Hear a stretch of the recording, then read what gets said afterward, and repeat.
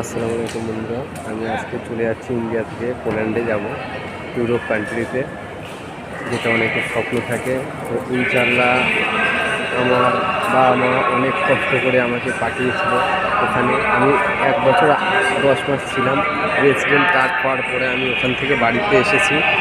আসার পরে আজ আমি 3 মাসের জন্য ছুটিতে এসেছিলাম, কিন্তু 3 মাসের জন্য পুরোপুরি 3টা মাস বাড়িতে থাকতে পারলাম না, আমাকে চলে যেতে হচ্ছে।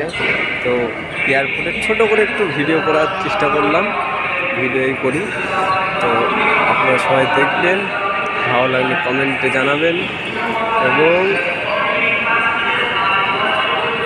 ভিডিওতে কোনো ভুল থাকলে আপনারা বলবেন, আমি সেটাকে শুধরে নেওয়ার চেষ্টা করব। এই দেখো কত প্যাসেঞ্জার সব বসে রয়েছে, আমাদেরও ল্যাগেজ ওখানে রয়েছে, ঠিক আছে, সব বসে রয়েছে, ফ্লাইটও রয়েছে এখানে।